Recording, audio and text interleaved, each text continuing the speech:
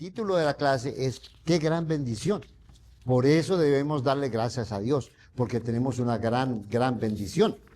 La semana pasada terminamos leyendo y meditando un poquito en Colosenses capítulo 1, los versículos 3 al 12, y veíamos que en la oración del apóstol Pablo por los hermanos en Colosas, él pide para que los hermanos nunca se olviden de dar gracias, para que sean agradecidos. Porque ahí está el secreto del gozo cristiano, ahí está la firmeza. Si se nos olvida lo que Dios ha hecho por nosotros, si no tenemos un corazón completamente agradecido, pues es fácil que nos empecemos a desviar, que nos desanimemos, que nos desalentemos y perdamos lo más precioso, ¿verdad?, de la vida cristiana, que es nuestra seguridad, nuestro gozo, nuestra alegría por lo mucho que Dios ha hecho por nosotros. ¿Qué es lo que Dios ha hecho por nosotros? ¿Por qué es que debemos dar gracias? Bueno, aquí vamos a ver esa parte en Colosenses capítulo 1, versículo 13 al 23, ¿no? La idea es que estimulemos precisamente la gratitud y el fortalecimiento de la fe. Cuando tengamos oportunidad, leamos otra vez allá en la casa Colosenses. Es una carta corta, la podemos leer toda, pero si podemos enfocarnos en los versículos 13 al 23, pues leamos esa carta con calma, con meditación, con cuidado, para que podamos estimularnos a estar agradecidos, para que nos venga ese gozo, esa alegría de estar agradecidos y para que vayamos fortaleciendo nuestra fe. A veces vienen pruebas duras en la fe y gracias a Dios aquí estamos firmes, ¿verdad?, en la fe. Muchos han pasado, muchos han ido, muchos se debilitan en la fe por cualquier cosa que pasa en la vida, problemas, circunstancias. Bueno, nosotros aquí estamos y estamos firmes en la fe. Hay que fortalecer constantemente esa fe, ¿verdad? Vamos a leer entonces este texto. Y haciendo un resumen, ¿no? Haciendo un resumen, este texto nos habla de la gran obra de Cristo, ¿no? ¿Qué fue lo que Cristo hizo? ¿Quién es Jesús? Nosotros hemos creído en Cristo. Cuando nos bautizamos nos dicen, ¿cree usted que Jesucristo es el Hijo de Dios? Y uno dice, sí, yo creo, ¿no? Pero ¿estás entendiendo lo que estás diciendo? ¿Qué significa creer en Jesús como el Hijo de Dios? ¿Qué es lo que significa Cristo, no? Los primeros versículos, 13 al 14, nos hablan de la liberación que tenemos en Cristo, la redención y el perdón de los pecados, ¿no? Luego vienen los siguientes versículos, 15 al 17, que nos hablan de que Cristo es la imagen de Dios, es el creador y el sustentador de todo lo que existe. Y finalmente, el capítulo 18 al 23, encontramos que Cristo es la cabeza de la iglesia, el principio de la resurrección y de la reconciliación con Dios. Entonces, básicamente este pasaje gira en torno a Cristo, lo que es Cristo y lo que Dios hizo a través de Cristo, ¿no? Qué interesante, qué motivante, ¿no? Pensar que cuando hablamos de Dios, el Padre, el Hijo y el Espíritu Santo, es una obra en conjunto. No hace el Padre nada sin el Hijo, ni el Hijo nada sin el Padre, ni el Espíritu Santo, y es una obra en común, armonía, acuerdo, unidad perfecta, ¿no? Es como una reciprocidad entre el Padre, el Hijo y el Espíritu Santo, ¿no? Entonces, aquí vemos lo que Dios el Padre hace a través de Cristo. Leamos el primer versículo, Colosenses 1, 13 al 14, ¿no? Dice, Él nos rescató del dominio de las tinieblas. Él, hablando de Dios, del Padre, el Padre nos rescató del dominio de las tinieblas y nos trasladó al reino de su amado Hijo, de su Hijo amado, en quien tenemos redención y el perdón de los pecados, ¿no? Palabras claves: fuimos rescatados, fuimos redimidos, fuimos perdonados, ¿no?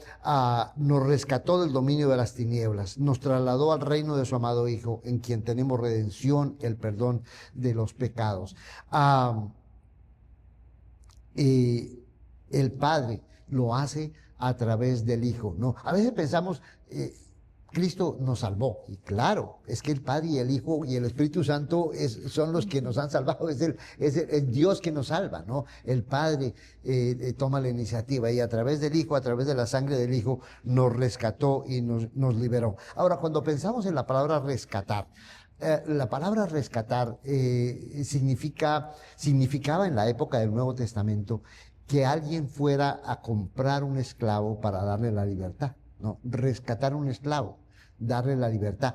Pero cuando esa palabra se usa en el contexto, en el gran contexto de la Biblia, en la historia bíblica, tenemos que recordar que los israelitas, que fueron los primeros cristianos, y en el contexto en el que se escribió la Biblia, para ellos el recuerdo del gran rescate de Dios fue la liberación de Egipto, ¿no?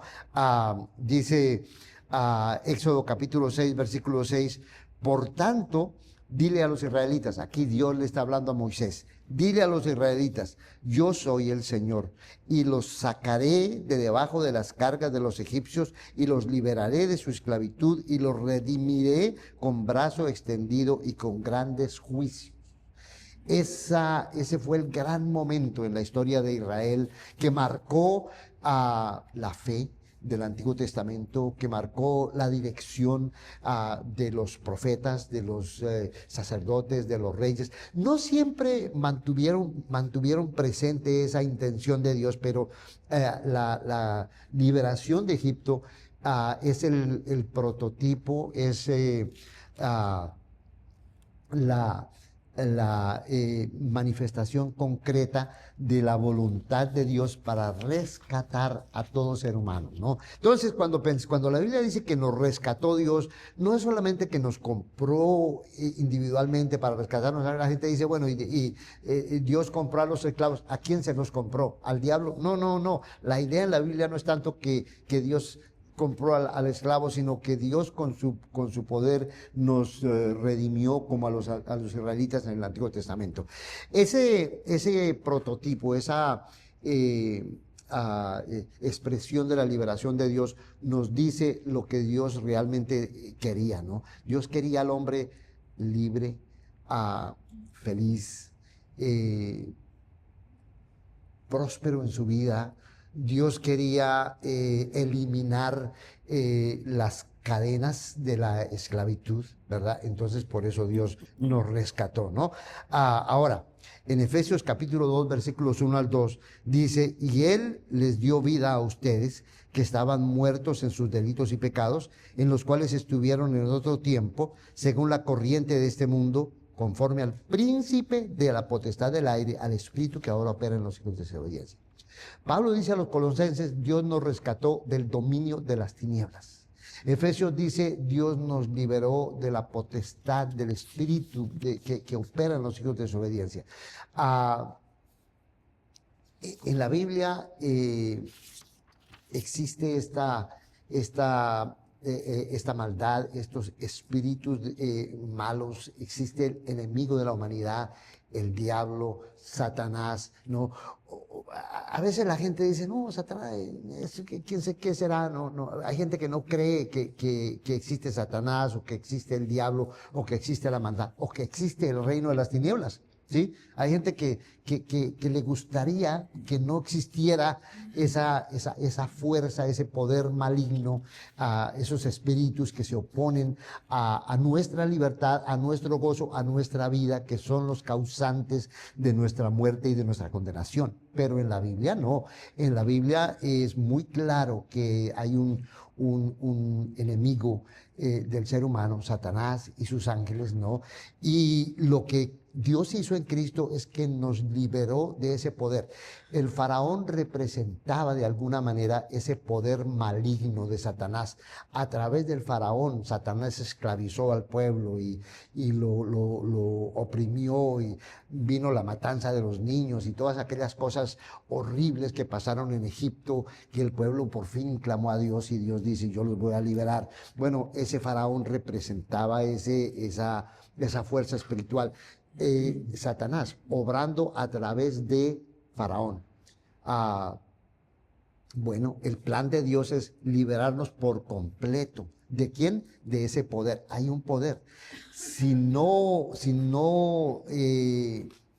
recibimos esa liberación de Dios, si no aceptamos de corazón esa libertad y ese rescate que Dios nos da, estamos abocados a esa gran maldad, a esa gran fuerza enemiga. No tenemos opción. ¿Cómo te vas a enfrentar a Satanás? No podemos enfrentarnos a Satanás. Dios en su gran misericordia y poder. Imaginen ustedes en el Antiguo Testamento, los esclavos. ¿Qué podían hacer los esclavos contra Faraón? Faraón tenía toda la fuerza, todo el poder.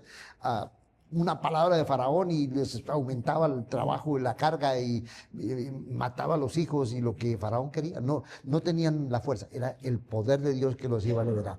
Nosotros no tenemos posibilidades contra las fuerzas espirituales de maldad. No tenemos posibilidades contra Satanás.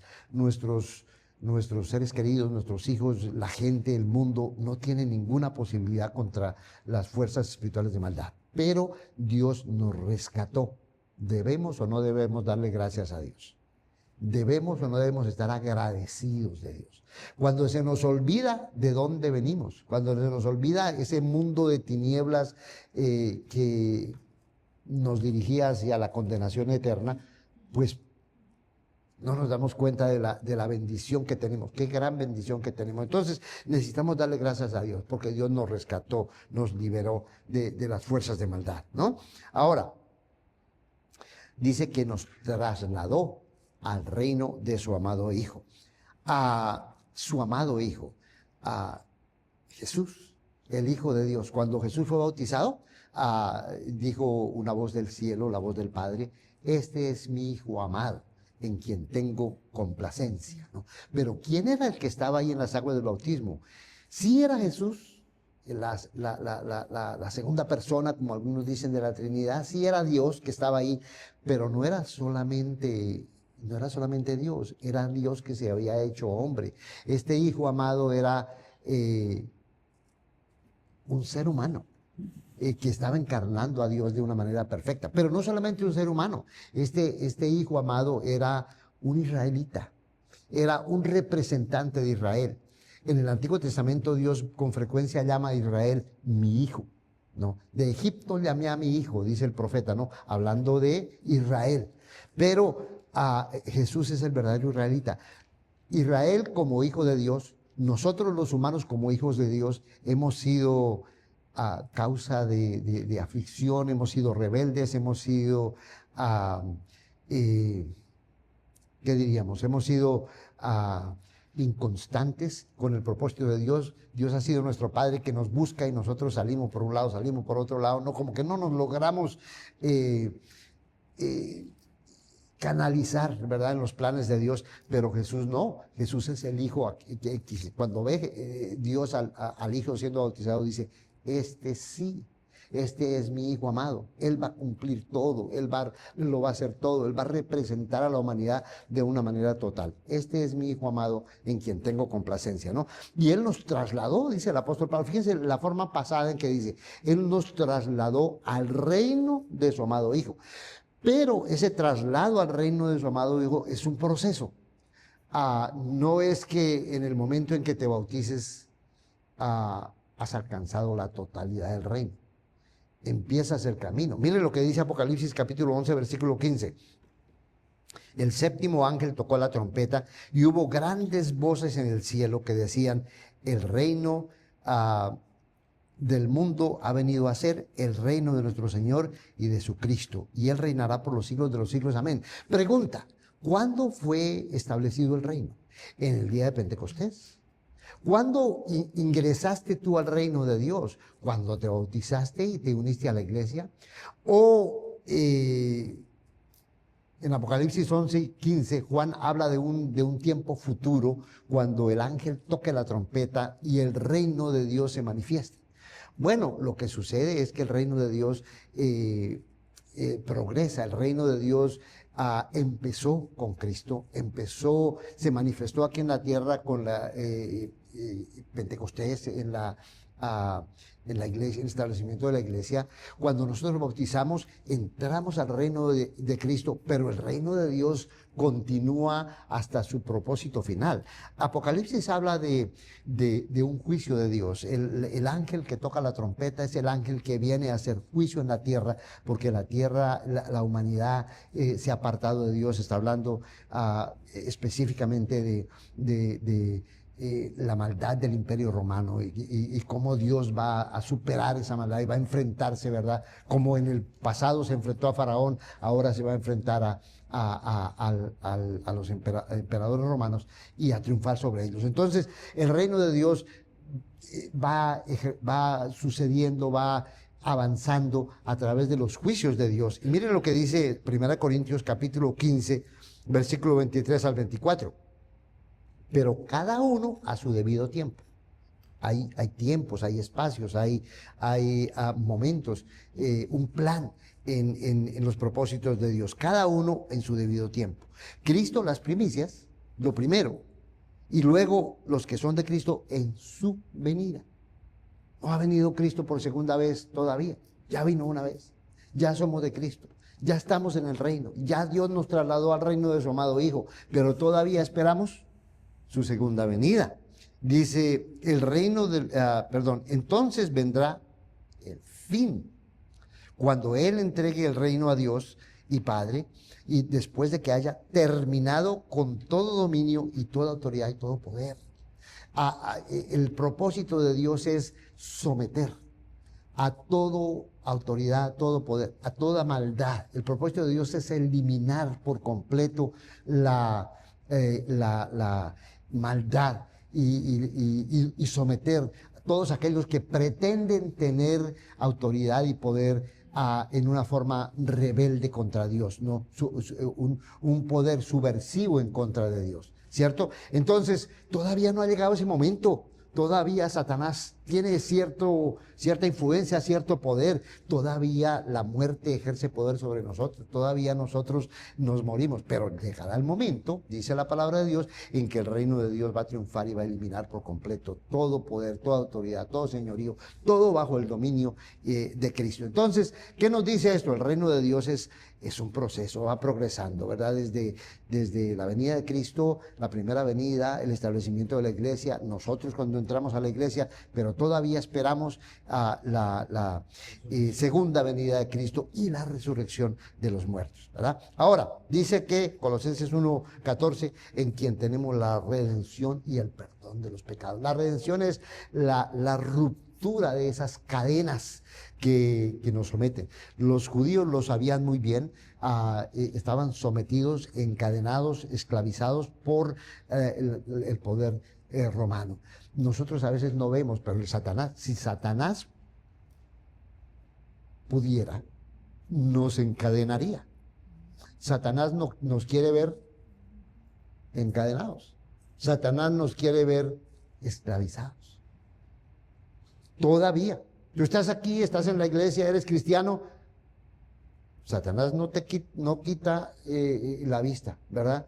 Si en la menor oportunidad Satanás te quiere ver bien agarrado, bien esclavizado, le gusta. Ese es el estilo de gobierno de Satanás, es esclavizar, es dominar, es hacer sufrir, es matar, es destruir, ¿no? Y Satanás te quiere ver así. Pero Cristo rompió las cadenas. Pero para poder romper las cadenas de Satanás, Cristo nos perdona los pecados primero. Dios nos tiene que perdonar los pecados. La razón por la cual estamos encadenados, la razón por la cual Satanás nos tiene bajo su dominio es por el pecado.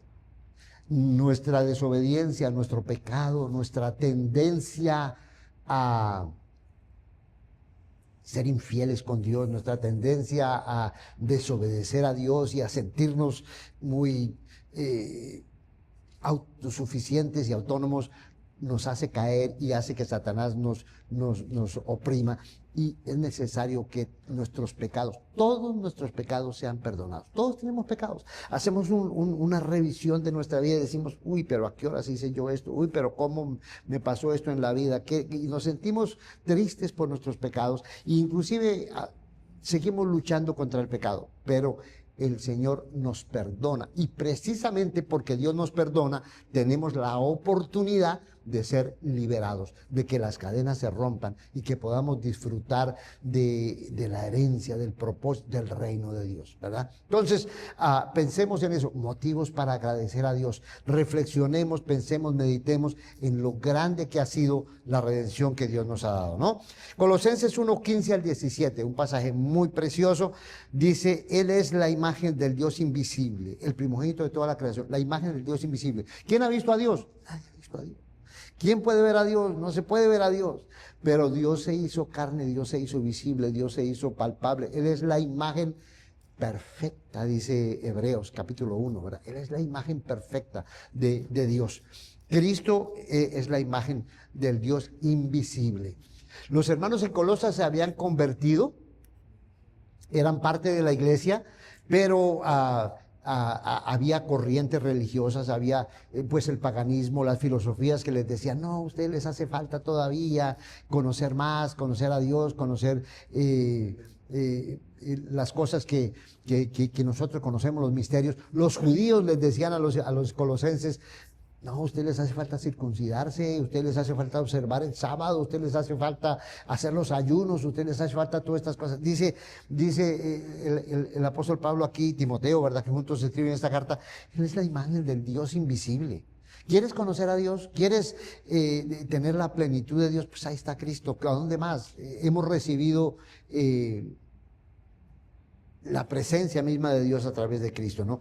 El primogénito, o sea, lo más importante, el que tiene la primacía. No se trata del primogénito. Algunas personas dicen el primogénito quiere decir que Dios creó a Cristo en algún momento antes de la creación. Nuestros amigos los testigos de Jehová dicen, no, vea, el primogénito, o sea que Él no era eterno, sino que Dios en algún momento lo creó antes de la creación. No, ese no es el sentido de primogénito.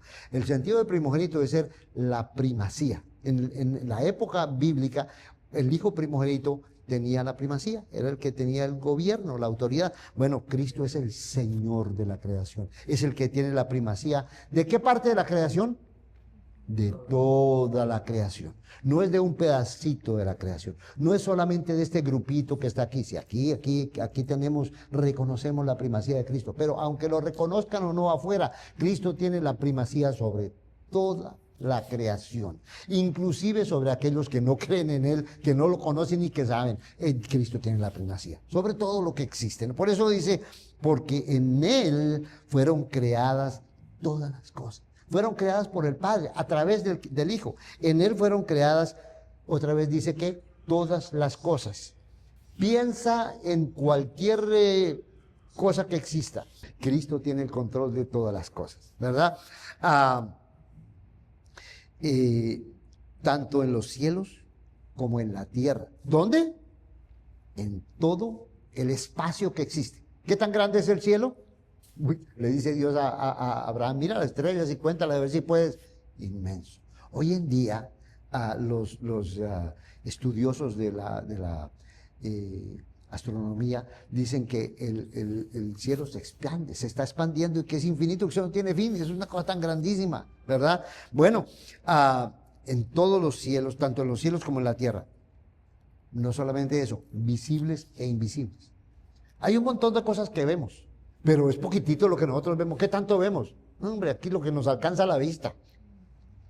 Tenemos los famosos microscopios, ¿verdad? Que podemos mirar las cosas que a simple vista no podemos mirar. Chiquititos, ¿verdad? Las células y cosas bien pequeñitas y las miramos a través de un microscopio y vemos, ay, mire lo que hay ahí, ¿no? Y se mueve y hay vida ahí en eso, las células, ¿no? Bueno, y tenemos otra cosa que se llama el telescopio. Lo miramos, ¿verdad? Y vemos bien lejos las estrellas y todavía no alcanzamos a ver nada. Pues Él es, el Señor es el creador de todas las cosas visibles, sean por microscopio, sea por telescopio, sea por el ojo así, pero también las invisibles, porque hay cosas que no vamos a poder ver porque son invisibles. ¿no? Él es el creador de todos. Ya, luego dice, ya sean tronos, o dominios, o poderes, o autoridades. Piensa en cualquier autoridad, poder, dominio, fuerza que pueda haber en el universo. Todo fue creado a través de Cristo. Dios por medio de Cristo. Nada está fuera de Cristo. ¿Qué le está diciendo Pablo a los hermanos en Colosas? Hermanos, gócense, den gracias. Ustedes han conocido esta maravilla, ¿sí? Han conocido a Cristo. Él es el que está sobre todas las cosas. Todo ha sido creado por medio de Él y para Él. Y Él es antes de todas las cosas. Y luego viene una frase muy interesante. Y en Él todas las cosas permanecen. En Él, esta palabra permanecen en el idioma original, está en un tiempo verbal, que quiere decir, es el tiempo perfecto, que significa en Él han permanecido y aún permanecen. O sea, desde que se crearon, el que lo ha sustentado todo desde el primer momento es Cristo. Y hasta el presente, el que sustenta todo lo que existe es Cristo. En Él se sustentan todas las cosas. Van a pasar los años hasta que Cristo venga por segunda vez. Todo lo que pase lo sustenta el Señor, ¿verdad? Entonces, es la exhortación del apóstol Pablo. Miren lo que dice Salmo 119, 89 al 91. Para siempre, oh Señor, tu palabra está firme en los cielos. Tu fidelidad permanece por todas las generaciones. Tú estableciste la tierra y ella permanece.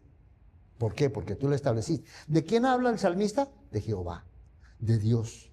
Él es el creador de la tierra, Él es el que sustenta la tierra. Y por tus ordenanzas permanecen hasta hoy, pues todas las cosas te sirven. ¿A quién? A Dios. El Padre, el salmista habla sin que haya venido Cristo todavía. Y estas palabras se refieren a Dios, a Jehová, al Padre. Pero el apóstol Pablo aplica estas mismas palabras ¿a qué?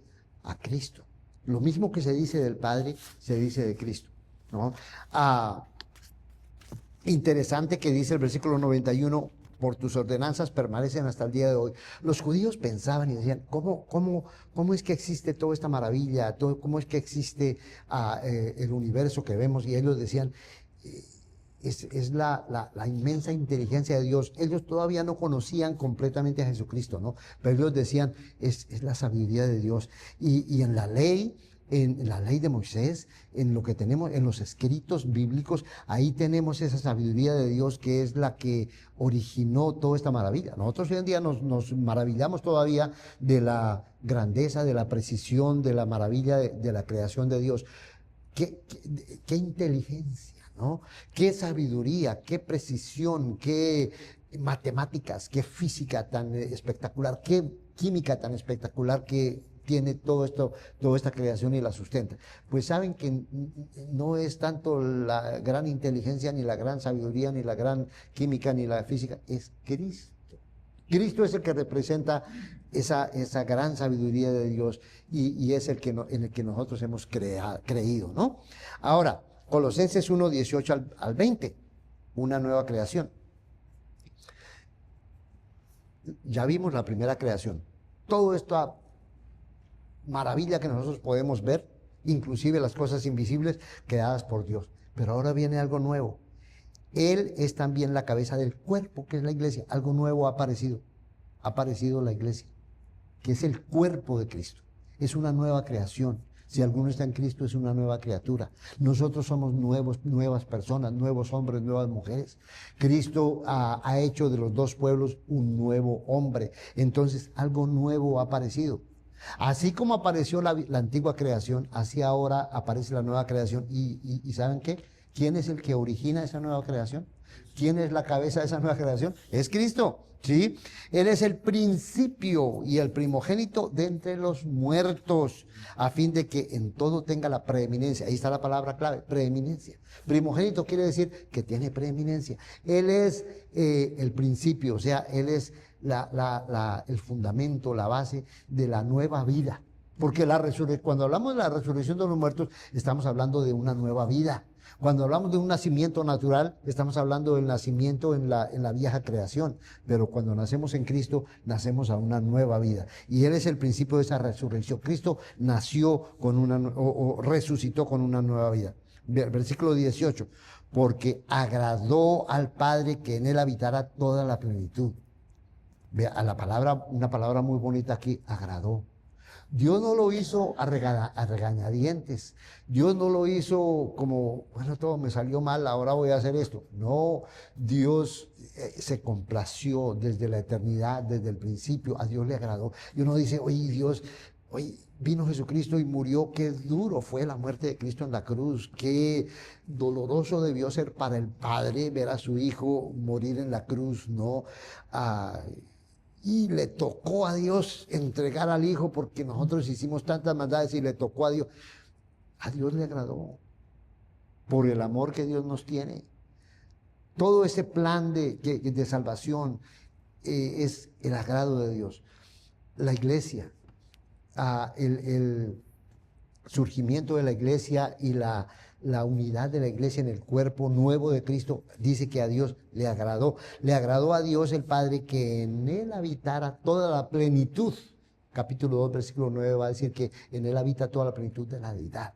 En Cristo, ese ser humano habita toda la plenitud de la deidad. Y por medio de Él, vea, lo que a Dios le agradó, reconciliar todas las cosas consigo, habiendo hecho la paz por medio de la sangre de la cruz, por medio de Él, repito, ya sean las que están en la tierra o las que están en los cielos. Todas las cosas fueron reconciliadas. ¿Qué reconcilió Dios? Seres humanos, los creyentes. ¿Qué dice la Biblia? Dios nos reconcilió en Cristo, a través de la cruz, todas las cosas. Y eso fue algo que Dios quiso, que Dios le agradó. La muerte en la cruz, aunque es terrible y es dolorosa, es una muestra del profundo amor del Hijo para con el Padre y es de agrado para el Padre, ¿no? Nosotros somos padres y a veces cuando nuestros hijos hacen algo bonito, de repente hacen un pequeño sacrificio para expresarnos su amor, nos sentimos agradados, ¿no? Puede que para ellos represente un sacrificio, nosotros vemos el sacrificio, pero nos agrada porque es una muestra del amor. Eso sucedió con Cristo en la cruz. En la cruz Cristo cumplió el propósito y la voluntad eterna de Dios. Aquí tenemos este cuadro y tenemos un signo de pregunta. ¿Qué está mal con el cuadro? A mí se me ocurre que uno de los problemas de este dibujo aquí es que aparecen los seres humanos como solitos. Me dio la impresión, yo estaba buscando una ilustración para este versículo y me encontré con este cuadro y dije, bueno, lo voy a poner, pero tengo una reserva. Y es que se ven las personas separadas, cada quien va por el camino, va acercándose a la cruz, pero como solitarios. A mí me da la impresión de que como que es deprimente este avance de las personas hacia la cruz, porque esa no era el propósito de Dios. El propósito de Dios era que abrazados, juntos, contentos, alegres, fuéramos todos unidos a la cruz. Mucho de la interpretación religiosa moderna nos da esta idea, ¿no? Ven a Cristo, vienes tú solo, te bautizas solo, vienes a la iglesia solo, es tu responsabilidad y nos quedamos aquí solitos acercándonos a la cruz. Pero ese no es el propósito de Dios. El propósito de Dios es reconciliarnos con Cristo, todos. Y reconciliar es más la creación entera con Cristo, ¿verdad? Bien, ahora, miren lo que dice Juan, capítulo 17, versículo 20 al 21.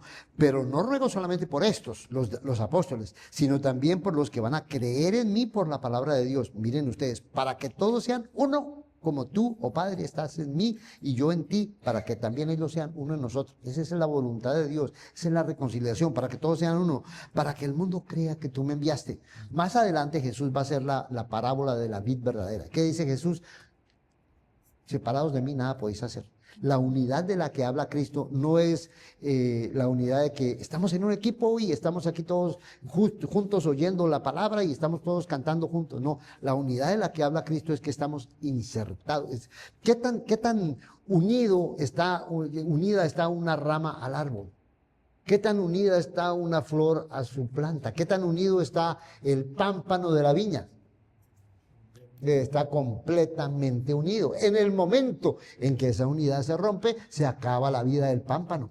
Así es como Dios quiere que nosotros estemos, unidos a Él, injertados en Él, completamente unidos. Yo creo que esa imagen nos habla de ese deseo de Dios de tenernos unidos. Y entonces eso produce fruto. Si estamos unidos a Cristo, produce fruto, ¿no? Cuando nos separamos de Cristo, no hay fruto.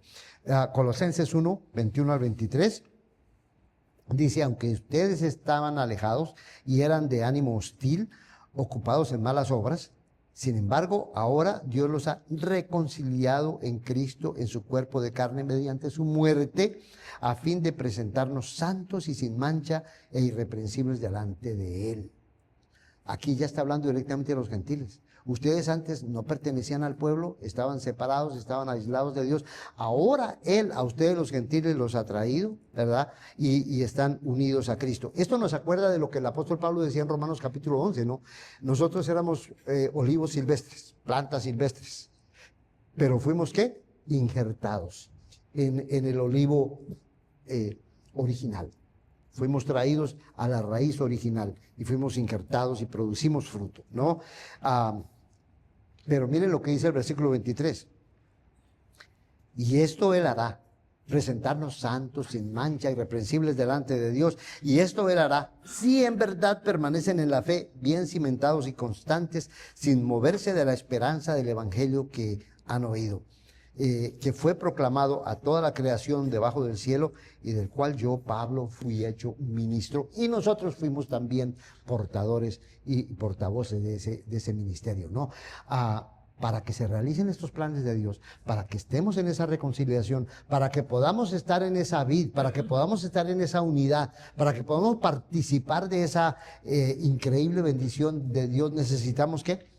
Permanecer firmes, bien cimentados, constantes, sin fluctuar, sin movernos de la fe que hemos recibido. Veamos la bendición que hemos recibido. Qué gran bendición que hemos recibido. Número 1, ¿qué fue lo que Dios hizo por nosotros en Cristo? Resumiendo, que nos rescató de las tinieblas y nos trasladó al reino de su amado Hijo. Una gran bendición. Nos redimió y nos perdonó, nos sacó de las cadenas de Satanás, rompió definitivamente las cadenas porque nuestros pecados fueron perdonados, ¿no? Creó todas las cosas y sustenta todas las cosas en Cristo, de la primera creación. Reconcilió con Él todas las cosas. Reconcilió a los gentiles, que somos nosotros gentiles, en un mismo cuerpo. ¿Y para qué? Para presentarnos santos, sin mancha e irreprensibles. Oye, para poder estar delante de Dios, santos, sin mancha e irreprensibles, siendo lo que nos ha pasado, siendo lo que somos, ¿verdad? Dios nos quiere presentar santos, sin mancha e irreprensibles delante de Él. Una gran bendición. Ahora, ¿qué es lo que Cristo es? Cristo es la imagen del Dios invisible, es el primogénito de toda la creación. Cristo es la cabeza de la iglesia, que es la nueva creación, y Cristo es el principio y el primogénito de los muertos, o sea, el principio de una nueva vida que no se termina, que no se apaga. ¿Qué nos toca hacer nosotros? ¿Cuál es nuestra parte? Eso es lo que Dios hizo, eso es lo que Cristo es. ¿Y nosotros qué nos toca hacer? Bueno, número 1, necesitamos permanecer en la fe. No permanecemos en la fe, perdemos todo lo que Dios nos hizo. Tenemos que permanecer firmes, constantes y sin movernos. No nos vayamos de un lado a otro, mantengámonos firmes en la fe. Y finalmente tenemos que vivir con gratitud y compartir esa esperanza del Evangelio. Es una gran bendición, vale la pena compartirla. Tenemos que ser agradecidos. Ese es el punto de este texto que acabamos de considerar.